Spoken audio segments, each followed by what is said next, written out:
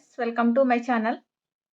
Today January 19th, 2025కి సంబంధించిన important current అఫైర్స్ని చూద్దాము. మా ఛానల్ని కనుక ఫస్ట్ టైం చూస్తున్నట్లయితే లైక్ చేయండి, అలాగే సబ్స్క్రైబ్ చేయండి. 139 ఏండ్ల కాంగ్రెస్ చరిత్రకు అద్దం పట్టిన ఇందిరాగాంధీ భవన్. దేశ రాజధాని ఢిల్లీలో ఇందిరాగాంధీ భవన్ పేరుతో కాంగ్రెస్ పార్టీ ప్రధాన కార్యాలయం నిర్మించింది. కాంగ్రెస్ పార్టీ ప్రధాన కార్యాలయం ఇటీవల ఎక్కడ నిర్మించింది అంటే దేశ రాజధాని ఢిల్లీలో. ప్రధాన కార్యాలయం పేరు వచ్చేసి ఇందిరాగాంధీ భవన్. ఇది 139 సంవత్సరాల చరిత్రకు అద్దం పడుతుంది.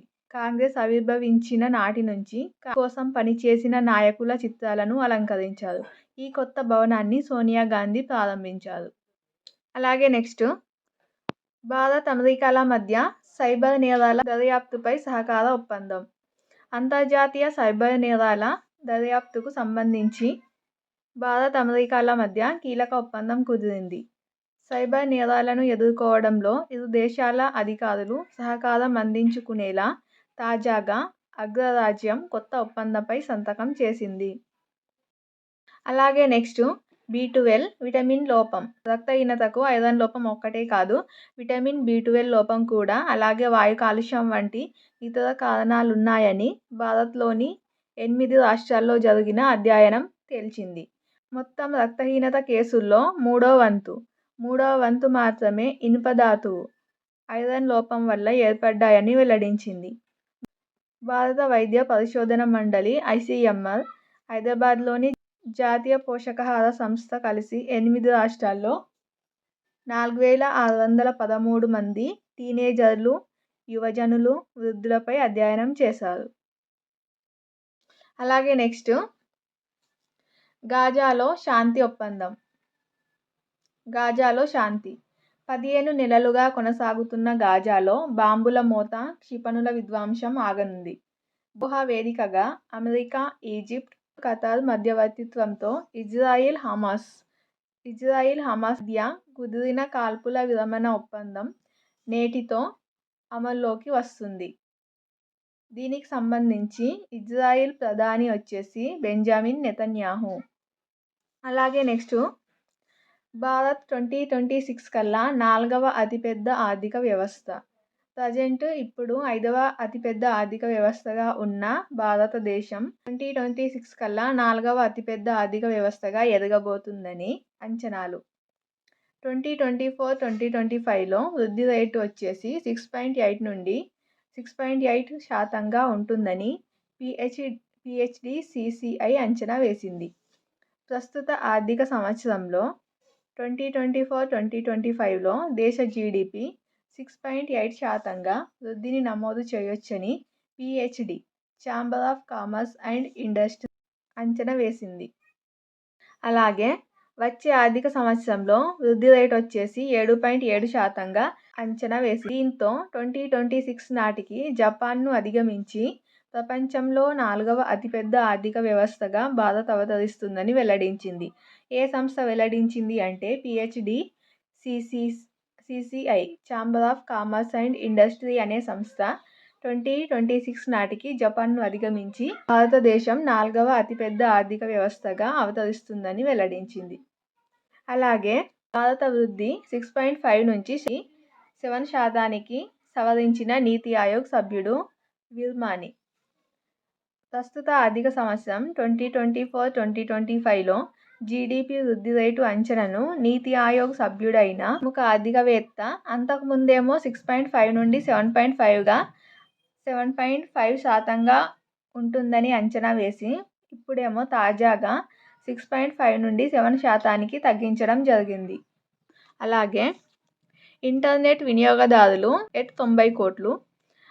IAMAI కాంటార్ నివేదిక the internet in India report 2024 పేరిట నివేదికను వెల్లడించింది. ఈ నివేదికలోని అంశాలు చూసినట్లయితే 2023తో పోలిస్తే 2024లో క్రియాశీల వినియోగదారుల సంఖ్య వచ్చేసి 8% పెరిగి 88.6 కోట్లుగా ఉంది. అలాగే గ్రామీణ భారత్లో 48.8 కోట్ల మంది ఇంటర్నెట్ వినియోగదారులు ఉన్నారు. మొత్తం ఇంటర్నెట్ జనాభాలో గ్రామీణ వాటా 55%గా ఉంది. ఈ ఏడాది మన దేశంలో ఇంటర్నెట్ వినియోగించే వారి సంఖ్య 90 కోట్లకు అధిగమించనుంది అని కాంటర్ నివేదిక విడుదల చేసిన the internet in India report 2024 నివేదిక వెల్లడించింది.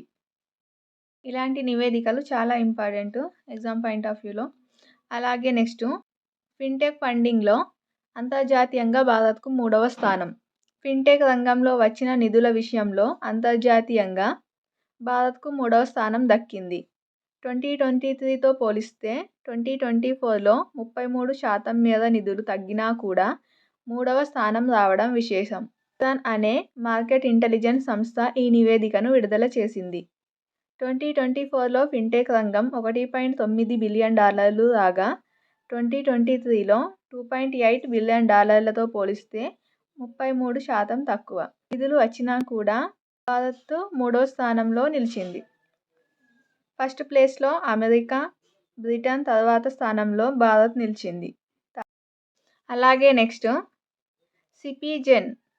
సిపిజెన్ బయోలాజిక్స్ను సందర్శించిన సింగపూర్ అధ్యక్షుడు. Bharat Biotech international. ఇది భారత్ బయోటెక్ అనేది మన హైదరాబాద్లో ఉన్న సంస్థ. వీటికి సంబంధించిన కోవాక్సిన్ అనే టీకాను అభివృద్ధి చేసిన సంస్థ భారత్ బయోటెక్. ఈ సంస్థకు అనుబంధంగా పనిచేసే సంస్థ సెఫిజెన్ బయోలాజిక్స్. ఇది ఒడిశాలోని భువనేశ్వర్లో ఉన్న టీకాల తయారీ యూనిట్. దీన్ని సింగపూర్ అధ్యక్షుడు ధర్మన్ షణ్ముగరత్నం సందర్శించారు. 1500 కోట్ల పెట్టుబడితో ఈ సెఫిజెన్ బయోలాజిక్స్ యూనిట్ను ఏర్పాటు చేశారు. సో ఈ యూనిట్లో కలరా, మలేరియా, గన్యా, జీకా టీకాలతో పాటు 10 రకాలైన వ్యాధులను నిరోధించే టీకాలను ఉత్పత్తి చేస్తారు. ఎగ్జామ్ పాయింట్ ఆఫ్ వ్యూలో సెఫిజెన్ బయోలాజిక్స్ ఎక్కడ ఉంది అని క్వశ్చన్ అడగడానికి అవకాశం ఉంటుంది. ఒడిశాలోని భువనేశ్వర్. అలాగే నెక్స్ట్ తెలంగాణలో అత్యాధునిక డేటా సెంటర్. తెలంగాణలో రూపాయలు 3,500 కోట్ల పెట్టుబడులకు ST Telemedia global data centre ముందుకు వచ్చింది. రంగారెడ్డి జిల్లా ముచ్చెర్ల సమీపంలోని మీర్ఖాన్పేటలో అత్యాధునిక ఏఐ ఆధారిత డేటా సెంటర్ను స్థాపించేందుకు ఈ కంపెనీ రాష్ట్ర ప్రభుత్వంతో అవగాహన ఒప్పందం చేసుకుంది. సీఎం రేవంత్ రెడ్డి ప్రతినిధి బృందం 2వ రోజు సింగపూర్ పర్యటనలో ఈ ఒప్పందం జరిగింది. ఈ ప్లేస్ అనేది చాలా ఇంపార్టెంట్. అత్యాధునిక డేటా సెంటర్ రంగారెడ్డి జిల్లా ముచ్చెర్ల సమీపంలోని మీర్ఖాన్పేటలో. ఈ ప్లేస్ అనేది చాలా ఇంపార్టెంట్. అలాగే నిన్న సింగపూర్లోని ITE Institute of Technical Education హైదరాబాద్లోని యంగ్ ఇండియా స్కిల్ యూనివర్సిటీతో అవగాహన ఒప్పందం కుదుర్చుకుంది. అది ఫస్ట్ సింగపూర్లో పర్యటన సందర్భంగా. ఇది 2వ రోజు సందర్భంగా డేటా సెంటర్ను ఏర్పాటుకు ప్రభుత్వం ఒప్పందం కుదుర్చుకుంది. ఈ ఒప్పందాలు ఎగ్జామ్ పాయింట్ ఆఫ్ వ్యూలో చాలా ఇంపార్టెంట్. కాంగ్రెస్ ప్రభుత్వం అధికారంలో ఉంది కాబట్టి ఒప్పందాలకు సంబంధించిన క్వశ్చన్స్ అడగవచ్చు. ఇది ఫ్రెండ్స్ టుడే 19th January 2025కి సంబంధించిన ఇంపార్టెంట్ కరెంట్ అఫైర్స్. ఈ వీడియో కనుక మీకు నచ్చినట్లయితే లైక్ చేయండి. అలాగే మా ఛానల్ని ఫస్ట్ టైం చూస్తున్నట్లయితే సబ్స్క్రైబ్ చేయండి. Thank you for watching.